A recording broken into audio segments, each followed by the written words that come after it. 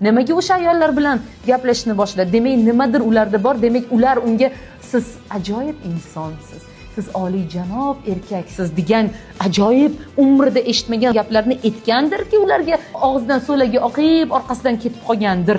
Shu narsani o'zingizga bundoq savol berib to'xta. Sen shuni aytasanmi eringga? Sen eringni qanchalik ajoyib inson ekanini, seni qanchalik qo'llab-quvvatlash, hech bo'lmasa sevishingni aytasanmi? Yo'q, aytmaysan. Xo'p, demak, ana shu seni darsing. Demak, erkakka shu kerak.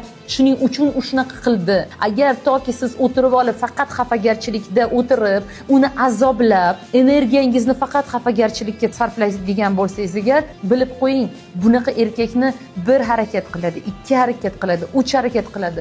Kechirim so'raydi, lekin uje mana bu yog'iga kelasiz-ku, portlaydi-da, bor yo'qol deydi. Kimsan sen deydi. Kim ну и что sen meni xotirimsan? Ну и что sen menga bolalar tug'ib bergansan? Любой tug'adi deydi.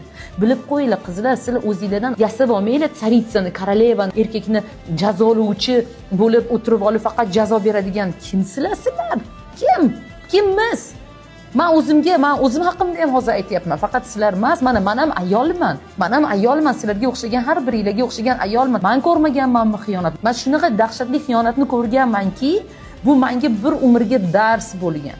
O'zingga ket. Hayot ana shunaqa. Sen bu yerda koroleva emassan. Mana bu korona chayini yech. O'zingga kelganda buni kibrchayni pasaytirib, ozgina buni ayol bo'lgin. Eringni yonida ayol ekaningni unutma. Erkakka ayol kerak. Erkakka erkak kerak emas. Kibrlanadigan, unga ukazlik qiladigan, uni jazolaydigan odam kerak emas. Uni tushunadigan, uni ilhomi bo'ladigan ayol kerak. Ilhomi.